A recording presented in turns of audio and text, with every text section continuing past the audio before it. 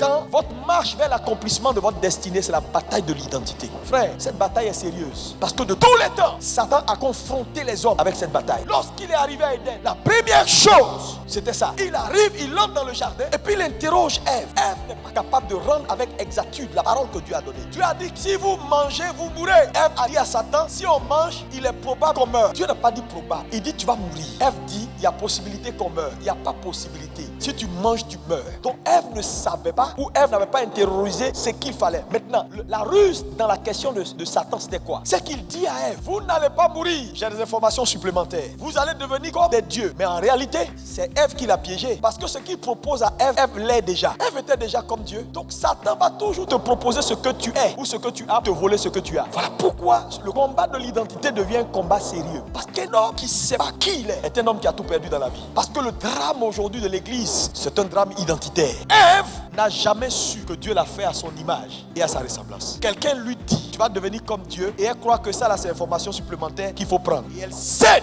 Et voilà la race humaine. Parce qu'Ève n'a jamais connu Dieu. Tu sais, je vais vous dire, la vraie identité, un homme découvre son identité en découvrant sa source. Tu sais, tu sauras qui tu es quand tu sauras d'où tu viens. Le problème de l'église, c'est que la plupart de nos chrétiens sont assis dans nos églises, mais ils ne savent même pas qui ils sont, parce qu'ils ne l'ont jamais connu. À un moment donné, Jésus pose la question sur son identité, parce que c'était important. Ceux qui marchaient avec lui, qui devaient être à sa suite pour propager l'évangile, devaient le connaître. Parce que vous ne pouvez pas vous connaître sans le connaître. Donc à un moment donné, les gens disent, tu es Élie, tu es Jean-Baptiste, il y avait tellement de cacophonie. Ah, tu es ça, tu es ça. Il dit, écoute, vous là même, vous qui êtes avec moi, vous qui mangez avec moi matin et soir, je suis qui? Et Pierre reçoit la révélation. Il dit, non, tu es le Christ, le Fils du Dieu vivant. Il dit à Pierre, ce ne sont pas la chair et le sang qui t'ont révélé ceci. Ça veut dire quoi? On ne peut pas arriver à la découverte de soi si on est charnel. C'est pourquoi l'église est comme ça, parce qu'elle est bourrée de gens charnels, diacres charnels, anciens charnels, pasteurs charnels, tout le monde charnel. Donc les gens sont tellement charnels que dans charnel, personne ne peut savoir qui il est réellement. Qui il est. Parce que je te dis, il dit ce n'est pas la chair et le sang. Il dit la vraie identité, elle vient par l'esprit. Tu ne peux pas savoir ce que tu as su là si ce n'est pas Dieu qui télécharge ça dans ton esprit. Donc il faut être un homme spirituel. C'est spirituellement qu'on juge des choses spirituelles. C'est ce qu'il est en train de dire. Il est en train de dire, le temps est arrivé pour que l'église entre dans sa dimension spirituelle si elle veut gagner la bataille de l'identité. Frère, la vraie bataille aujourd'hui, c'est la bataille de l'identité. Frère, l'église ne va pas bien. Les choses sont comme elles sont parce que les chrétiens ne savent pas qui ils sont. Quand tu ne sais pas qui tu es, tu pleures tout, tu trembles pour tout. Il y a la maladie, tu as peur. Il y a des trucs, tu as peur. Le pays va mal, tu as peur. Ton travail va pas bien, tu as peur. Pourquoi? Tu ne sais pas qui tu es. Mon ami, tu ne peux pas être né de Dieu. L'Esprit de Dieu en toi, Christ en toi, l'espérance de la gloire. Mes frères, si le président Ouattara t'appelle maintenant et te dit, bonjour mon fils, je suis avec toi, voilà mon numéro direct. Si tu as besoin de quelque chose, appelle-moi. Ça seulement, tu as entendu sa voix, tu as reconnu sa voix. S'il te dit ça, frère, à partir du moment où il t'a dit, il y a des forces que tu vas commencer à avoir. Il y a des convictions qui vont naître en toi. Il y a des dispositions que tu vas prendre. Parce que quand un homme découvre son identité, il gagne des forces. Le signal dans le spirituel dépend de ta découverte sur la terre. Ici, là, dans le monde spirituel, si c'était un tableau, il y a peut-être 2 points ou 3 points avec des lumières. Et tout le reste, c'est dans le noir. Maintenant, quand un homme découvre qui il est, parce qu'il a connu, et donc tel il est, tel je suis, alors sa découverte de qui il est allume le tableau là-bas. Et puis on dit, ah, il y a une étoile qui a découvert qu'elle brille. Automatiquement, le monde spirituel est alerté. Parce que quand un homme découvre son identité, il découvre ses capacités.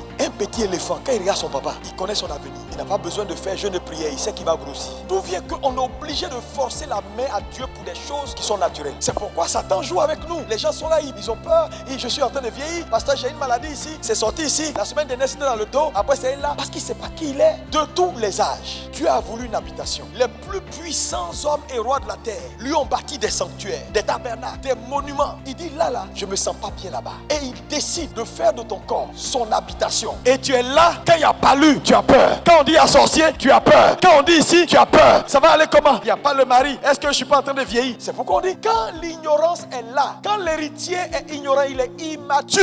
Bien qu'il soit le propriétaire de tout, il bénéficie de rien. C'est pourquoi on a tout. On fait des confessions, on parle. C'est des grosses confessions. Mais entre nous, les gens meurent comme des esclaves, bien qu'ils soient princes. Parce que je veux te dire, tes prières ne seront pas suffisantes pour te faire entrer jusqu'à un certain niveau. Parce qu'une prière sans la connaissance de son identité, c'est du bruit. Quelqu'un qui parle, c'est comme un fou qui crie. Il raconte sa vie, on entend du bruit, c'est ça. Quelqu'un qui prie sans savoir qui il est. La Bible écrit, dans toutes ces choses, tu es plus que vainqueur parce que Jésus-Christ à triompher. Et puis tu regardes ça, c'est écrit noir sur blanc. Et puis ça te donne pas de force, ça te dit rien. Mon ami, tu sais pas qui tu es. C'est normal que l'église soit dans la défaite. C'est normal que les choses ne marchent pas. C'est pas un combat que tu peux te permettre de perdre. Toute personne qui ne gagne pas le combat de l'identité n'entrera pas au ciel. Parce qu'en réalité, la foi est bâtie sur le combat de l'identité. Parce que quelqu'un peut me dire, mais pasteur, comment on arrive à gagner ce combat? Oui, il faut le connaître. Gagner ce combat veut dire, il faut engager ta vie à le connaître. Si tu l'as connu, tu sauras qui tu es. Je me concentre sur Dieu pour voir qui est ce Dieu. Pourquoi il a fait ce qu'il a fait. Ce grand Dieu-là, je veux l'évidence de qui il est pour moi désormais. C'est sérieux ce que je suis en train de vous dire. Parce que Dieu ne va pas changer parce que tu es en train de chanter un cantique qui fait pitié. Satan est engagé dans un combat pour ne pas que tu saches qui tu es. Parce que dès que tu sais qui tu es, c'est foutu pour lui. Dès que tu sais qui tu es, c'est fini pour lui. Son combo est terminé. Dès que tu sais qui il est, il ne peut plus soigner ta vie. Dès que tu sais qui il est obligé de prendre ses bagages, ses maladies, ses cancers et puis partir. Donc vous voyez qu'il n'opère pas usurpation. Donc quand les choses sont ainsi, attends, qui a envie de voir son ennemi le vaincre?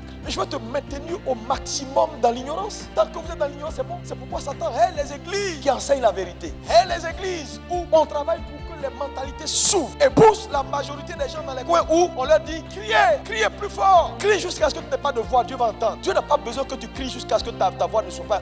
Non, mais il n'a pas besoin. Quand on sait les choses, on ne crie pas. Quand vous voyez quelqu'un en train de frapper une porte et puis crier, il n'a pas la clé. Quand on a la clé, on ne fait pas de bruit. On fait clac, on entre. On ne négocie pas une porte quand on a la clé. Et c'est quand on n'a pas qu'on négocie avec la porte. Attends, on ne va pas soudoyer Dieu pour des choses qu'on a. On ne va pas demander pardon à Dieu pour des choses que nous sommes. Il dit vous êtes des dieux, on est obligé de demander pardon à Dieu pour nous guérir. Il dit vous êtes des dieux, je vous ai tout donné. Attends, pourquoi tu veux qu'il fasse ce qu'il a déjà fini? Dieu ne commence pas ce qu'il n'a pas terminé. Il dit tu es un Dieu. Tu sais ce qui s'est passé à Golgotha? Il s'est substitué à toi pour que toi tu sois à sa place. Tous les esprits impurs qu'il a vaincus, il n'y a pas un seul qui a le droit de t'attaquer. On te dit ça, tu es assis là, tu dis est-ce que c'est vrai? Et puis Satan dit non, il ne faut pas l'écouter, c'est pas vrai. En fait, ça dépend. Pour être capable d'attaquer ces esprits-là, tu dois être dans une position. Même la foi ne suffit pas, hein. Tu dois entrer dans une position. Donc les gens développent des enseignements bizarres alors que c'est aussi simple. Tu dois simplement accepter. Il n'y a pas un sorcier qui peut enlever ta vie si ce n'est avec ta coopération. Quand il envoie ses pensées de suicide, de mort là, jette ça! Ne laissez plus Satan vous mener. Les gens souffrent trop. Ta guérison n'est pas dans la main de quelqu'un. C'est dans la découverte de qui tu es, de ton identité. Ça est dedans. Quand un homme découvre Jésus, comprend Jésus, c'est fini. Il saura qui est Dieu. Parce que la bonne perspective de Dieu est importante pour devenir dans la vie. Quand tu rentres chez toi à la maison, frère, quel que soit ce qui se passe dans cette maison, ouvre la bouche. Tu es un homme spirituel. Tout ce que tu vas déclarer, crois que ça va s'accomplir. C'est pas toi qui as écrit la Bible, hein. Ils ont écrit et on t'a dit. Et toi tu crois seulement. Si ça marche pas, c'est pas moi, c'est lui. Tu veux essayer? Jésus a parlé à un figuier. Il a desséché le figuier. Quelqu'un dit, je t'ai donné le pouvoir. Mais essaie au moins le pouvoir là. Maintenant si ça va te dire, ah, mais tu m'as dit des essais, j'ai exercé mais j'ai pas vu. Hein. Maintenant il te dira non, en fait tu n'as pas bien exercé. Ah ok, j'ai compris.